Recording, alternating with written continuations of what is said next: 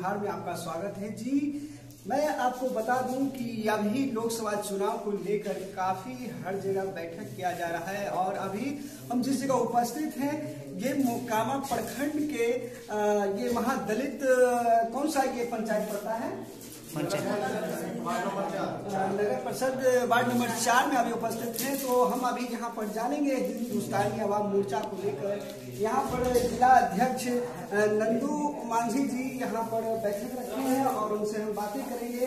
आखिर इस बैठक का मकसद क्या है, क्या कुछ कहना चाहते हैं, आखिर महादलित समाज में क्या कठिनाई आती है, कुछ बता रहे थे, बुलाए। तो चलिए इसी के साथ इन्हीं की जुबानी से सुनते हैं कि क्या कुछ कहना चाहेंगे। तो नंदू जी आप अपना परिचय दीजिए, आप क्या हैं? मैं जिला अध्यक्ष हूँ, पार्टी का वार्ड जिला अध्यक्ष हूँ। जी जी। आज का बैठक जो किया जा रहा है इस पर आप? आज का बैठक जो किया जा रहा है कि हमारे संतोष सुमन जी मंत्री पद मिला है, उसके लिए हम लोग प्लान बना रहे हैं कि उनको सम्मानित करने के लिए यहाँ एक व्यवस्था बना रहे हैं। हम लोग संगठित हो रहे हैं कि उनको बुलाया जाए और लोगों को समस्या को गिनाया जाए। इस समस्या को मंत्री जी स्वयं विधानसभा में बैठ कर इस समस्या को निदान करेंगे। अभी सरकार में है, अभी भरोसा है हम लोग का कि जब तक के हमारा सरकार में है हमारा समाज का कल्याण होगा। इसी के बारे में हम लोग आज बैठक की है। तो जैसा कि आपके समाज में जनता जो है काफी बातें भी बोलते हैं कि हम लोग के समाज में जो है दिक्कत को सामना करना पड़ता है और हम लोग को किसी तरह की कुछ अगर आता है तो हमारे तक पहुंच नहीं पाता है। रीजन क्या है, इस पर आप क्या कुछ कहना चाहेंगे? दिक्कत तो है, दिक्कत उनको बहुत है क्योंकि खाता कमाता आदमी है, दिन भर खाता कमाता है, सांझ के सो जाता, फिर बिहान काम मिले तो करता है। बेरोजगारी है, बेरोजगारी पर विशेष रूप से उनको मजदूरी जो चाहिए उन्हें मिल पाता है। तो आखिर संदेश जो आप मंत्री महोदय के पास पहुंचाना चाहते हैं, आप लोग के कुछ दिल में वैसा कुछ अगर कठिनाई है तो वो चीज कुछ लोग बोल रहे थे कि हमारे मतलब कि नगर निगम में हमारे समाज में यहाँ स्वास्थ्य को लेकर बहुत सारी समस्या है और शिक्षा को लेकर, इस पर क्या आपका राय है? हाँ, शिक्षा और स्वास्थ्य के लिए बहुत जरूरी है कि महादलित के लिए एक शिक्षा के लिए जैसे कस्तूरबा गांधी यहाँ विद्यालय है, दलित के लिए यहाँ विद्यालय खोला जाए, तब गरीब के बच्चा ही दलित के बच्चा पढ़ पाएगा। क्योंकि जनरल स्कूल हो जाता है वहाँ सबको बच्चा पढ़ पाता है, यहाँ ये लोग तो पढ़ नहीं पाता है, कहीं कहीं जाति को धारा में घिरा जाता है उसका। आप किस पद पे हैं? हम अभी जिला अध्यक्ष का पद पर हैं। चलिए बहुत बहुत धन्यवाद नंदू जी। और इनके समर्थन काफी सारे लोग बैठे हुए हैं, इनसे भी थोड़ा सा हम बातें करेंगे। आखिर क्या कुछ कहना चाहेंगे? सर आपका यूपी बिहार में स्वागत है, क्या कुछ कहना चाहेंगे आप अपने जनता के प्रति, क्या कुछ संदेश देना चाहते हैं? देखिए, आज की जो बैठक जो है बुलाई गई है उसमें सबसे पहले जो है माननीय संतोष कुमार सुमन जी के अभिनंदन के बारे में बातचीत चल रही है। चूँकि वह हमारे प्रिय नेता हैं, गरीबों के नेता हैं, महादलितों के नेता हैं, सरकार ने उन्हें यह पद दे के सम्मानित किया है। हम इसके प्रति भी जो है नीतीश बाबू के शुक्रगुजार हैं कि हमारे बीच के लोगों को उठा करके और इस पद पर जो है मर्यादित किए हैं। हम इस बात के लिए उन्हें पूर्णतः धन्यवाद देते हैं। अब वो बात रही, हम इंदिरा नगर मोकामा नगर परिषद क्षेत्र वार्ड नंबर 4 से बोल रहे हैं। यहाँ अभाव तो बहुत है, महादलित समुदाय के लोग हैं, यहाँ गरीबी है और लोग बहुत अभाव में हैं। रोज दिन कमाते हैं, रोज दिन खाते हैं।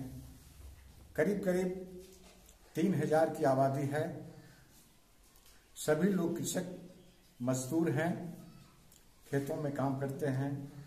कुछ लोग फुटकर भी काम करते हैं और वही उसकी जीविका का मुख्य साधन है। गरीबी है, स्पष्ट गरीबी है। अब सरकार को इस पर विशेष ध्यान देना है कि इसके उत्थान के लिए क्या किया जाए, क्योंकि अगर कंपटीशन में इसको ले चलेंगे तो यह कंपटीशन के लायक तो बन नहीं सकेगा। हर जगह प्रतियोगिता के साथ ले चलेंगे तो यह समुदाय शिक्षा के माने में या सामाजिक जागरण में, पॉलिटिक्स में उतना जो है जागृत नहीं है। इसको एक विशेष सुविधा दे करके, इसको अलग करके, समाज के और लोगों से अलग करके जब तक इसे सुविधा संपन्न नहीं करा जाएगा तब तक जो है यह प्रतियोगिता में जो है अन्य लोगों की प्रतियोगिता में यह आगे नहीं बढ़ सकेगा। हम ज्यादा फोकस डालना चाहते हैं चिकित्सा के संबंध में। वैसे यहाँ शिक्षा की व्यवस्था है, लेकिन कुछ और विशेष व्यवस्था करने की जरूरत है। हम विशेष करके स्वास्थ्य पर बोलना चाहते हैं। यहाँ के लोग, जैसा कि मैंने पहले ही बताया, मजदूर हैं, प्रत्येक दिन काम करते हैं, उससे उसका जीवन निर्वाह होता है। ऐसी स्थिति में इन लोगों के पास चिकित्सा जो है, चिकित्सा सेवा उपलब्ध करने का क्षमता नहीं है। यहाँ पर जितनी बड़ी आबादी है महादलितों की, उसमें एक स्वास्थ्य केंद्र की बहुत ही आवश्यकता है। जी, तो बहुत बहुत धन्यवाद। आप जिस तरह से बात बताएं कि स्वास्थ्य केंद्र को लेकर काफ़ी मतलब की दिक्कत को सामना करना पड़ता है यहाँ की जनता को लेकर, तो आखिर यहाँ स्वास्थ्य केंद्र मतलब कि पैसा को लेकर कहीं दिखा नहीं पाते हैं। अगर वैसा कहीं कुछ दिक्कत होता है, परेशानी होता है, तो पैसा को लेकर वो वहाँ तक पहुँच नहीं पाते हैं, उनका स्वास्थ्य सही नहीं हो पाता है। तो चलिए, यहाँ और कुछ महिला भी बैठी हुई हैं, जो कि इनसे भी थोड़ा सा हम बातें करेंगे, क्या कुछ इस पर कहना चाहेंगे। और ये एक विकास मित्र भी रह चुके हैं और अभी इनसे भी थोड़ा सा रूबरू करते हैं। क्या आपका क्या कहना है मैडम? हमको नाम है रेखा देवी, इंदिरा नगर वार्ड नंबर 4।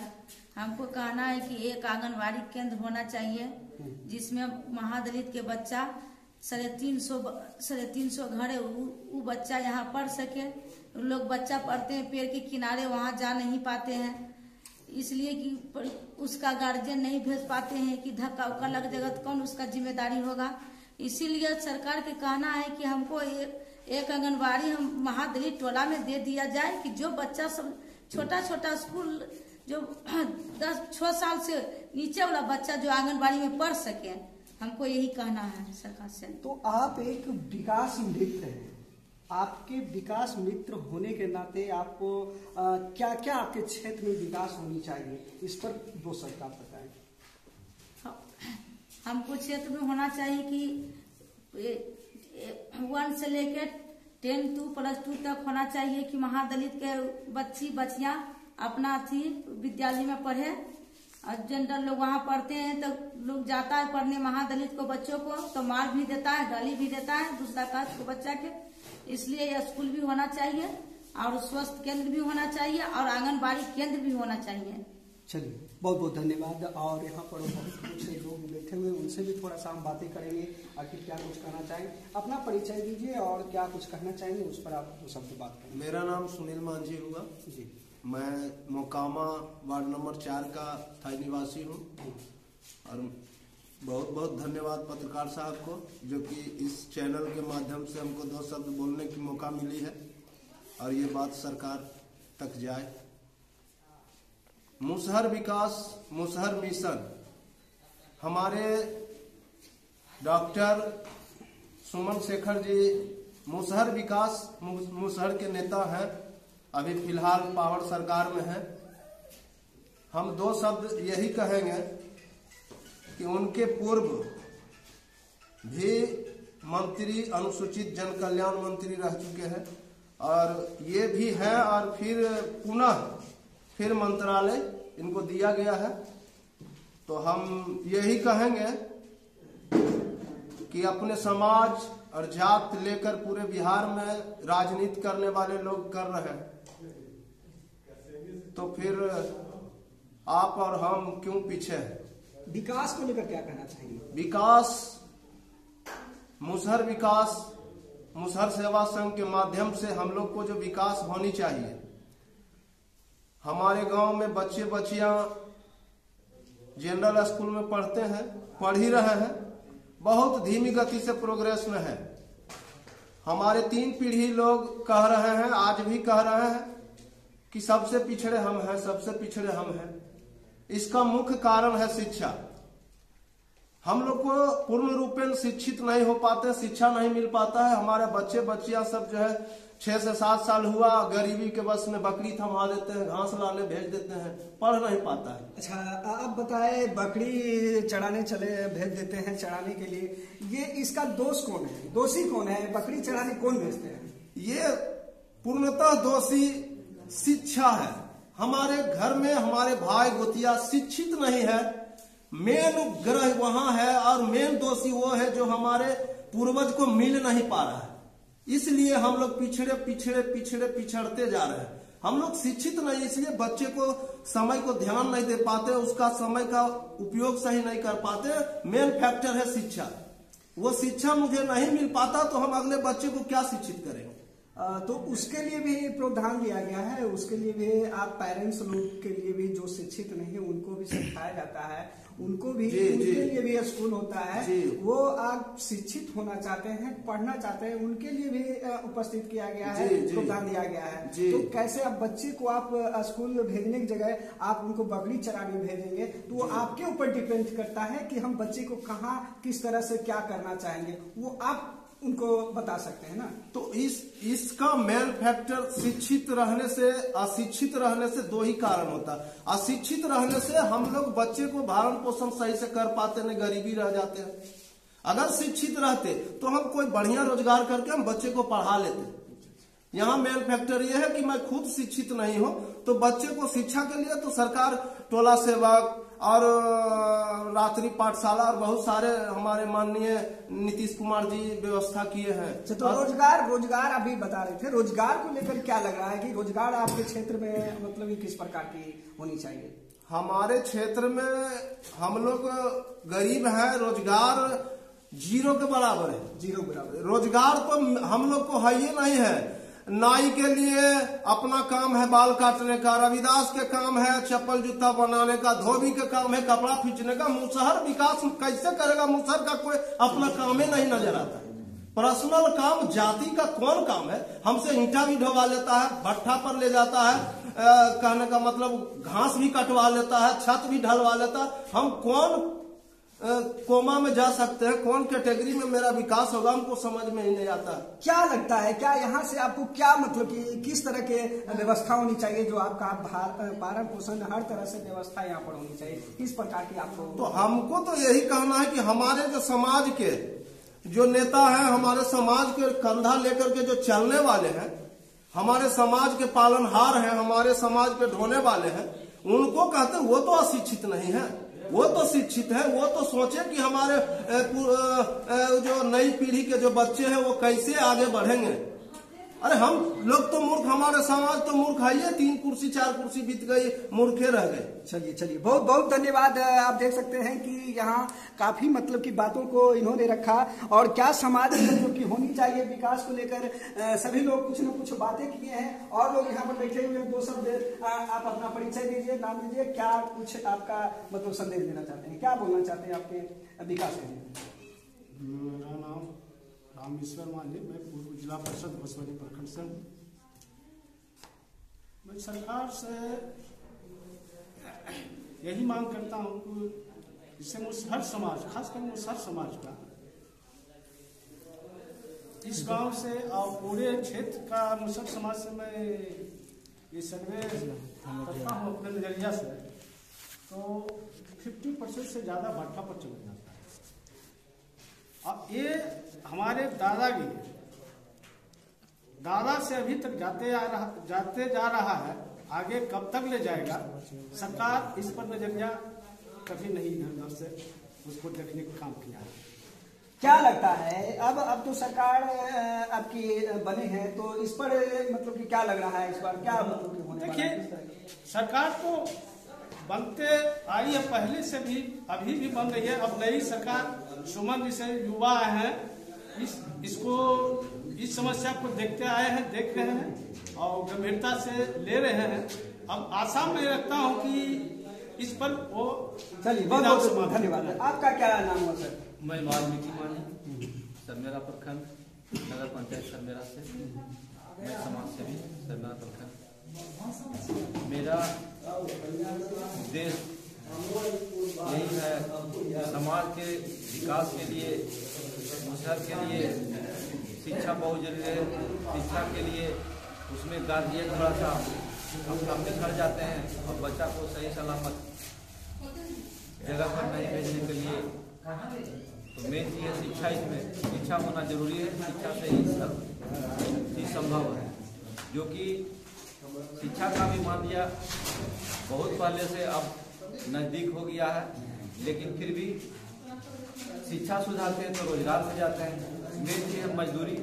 हम लोग का मुसल समाज का कोई रोजगार नहीं है, खाता कमाता हर काम में लग जाते हैं, तो उसमें स्कूल जाना, गार्जियन चल गया इधर काम करने के लिए, तो बच्चा इधर उधर हो जाता है, सही सलामत मजबूरी में इधर उधर बच्चा हो जाता है, इसलिए बच्चा स्कूल जाने से पिछड़ जाता है। तो शिक्षा से ही सब संभव है। जी जी जी, शिक्षा से ही सब संभवता है, क्योंकि शिक्षा नहीं तो फिर किसी को दीक्षा नहीं मिलता है, तो उस पर तो बिना शिक्षा के कहीं कोई आगे बढ़ ही नहीं सकता। जी, आपका कहना सही बात है। क्या नाम हुआ चाचा जी? हेमंत मांझी है। क्या आप कहना चाहते हैं, क्या आपको लगता है विकास के प्रति क्या आप कुछ बोलना चाहते हैं? कहना तो यही है कि भाई मेन दोस्त तो हम लोग में शिक्षा ही है। शिक्षा के चलते कुछ जान नहीं सकते हैं, न कुछ। जैसे एगो केंद्र अथी में खुला है, बुनियादी केंद्र बख्तियारपुर में, उसमें चश्मा मिलता है, कान के भी मिलता है, लेकिन हम लोग जानकारी के अभाव में नहीं ले पाते हैं, जबकि फ्री है। लेकिन सामाजिक कल्याण से तो हम ये कहना चाहते हैं कि समाज कल्याण मंत्री इस पर थोड़ा ध्यान दे कि ठीक ढंग से बटे, कुछ लेन देन भी हो जाता है वहाँ। अच्छा, तो यही सब पर ध्यान देना है। चलिए बहुत बहुत धन्यवाद, आपने बहुत सारी बात बताई। तो चलिए यहाँ पड़ा लोग बैठे हुए हैं, इनसे थोड़ा सा बातें करना है। क्या आप क्या कुछ कहना चाहेंगे? मेरा नाम साहमनी मांझी, मैं ग्राम कुंडा से हूँ और यहाँ आने का उद्देश्य हमारे मंत्री मुसहर जाति के समाज से संतोष सुमन जी से आते हैं, उनके आगमन के लिए हम सब यहाँ स्वागत के लिए सोच रहे हैं यहाँ आने के लिए, क्योंकि मेरी जाति में एक वही अभी उनके पिताजी अब अभी चेहरा में आए हैं। उनके पिताजी पहले थे, उनके बच्चा आए हैं। तो आप बुलाना चाह रहे हैं, अपने मंत्री महोदय को बुलाना चाह रहे हैं? हाँ, मतलब कि इस गाँव में आगमन का होना चाहिए। हाँ, उनका इस गांव में आगमन होना चाहिए। उनके जाति हम सब समाज कल्याण विभाग से आए हैं, हम सबको देखे उठे और हमारी प्रखंड में जो हम सब जाति को मुसहर को जो भी दो अलग दो तो भीड़ में हम सब लूट नहीं पाते हैं, अदरे ही लूट लेते हैं। इसलिए प्रखंड में हम सब मुसहर जाति के महादलित को एक कन्या विद्यालय बनावे, उसमें हमारे मुसहरों के बच्चा रहे, उनके अच्छी शिक्षा सुविधा मिले और हॉस्पिटल बनावे। जी जी जी, एकदम बहुत बढ़िया बात आप बोले, कन्या विद्यालय एक बनाया जाए। जी, आपका कहना भी सही है। तो चलिए आप क्या कहना चाहेंगे इस पर? मेरा कहना है कि हर गांव हर टोला में एक विद्यालय होना जरूरी है। विद्यालय तो हर जगह सरकारी सरकारी नहीं, सरकारी जनरल आप बच्चा हम भेज रहे हैं, वहाँ बच्चा के कौन काज है, बच्चा जीते कम से कम सिलेक्ट लगा हो जाता है। हर महानीटवाला महादलितवाला में उनको से हम यही आग्रह करते हैं कि हर गाँव हर टोला में। कहने का मतलब है आपका एक समाज का जो शिक्षा को लेकर है वो आपके समाज का एक शिक्षा स्कूल होना चाहिए। तो चलिए, यहाँ तो काफ़ी सारी बातें हुई और बहुत सारे लोग यहाँ पर अलग अलग बात किए और कुछ लोग हैं जो कि इस तरह से बातें बताए विकास को लेकर, हर तरह से यहाँ पर बेरोजगारी को लेकर। चलिए, इसी के साथ हमारे साथ बने रहिए न्यूज़ टीवी बिहार के साथ। धन्यवाद।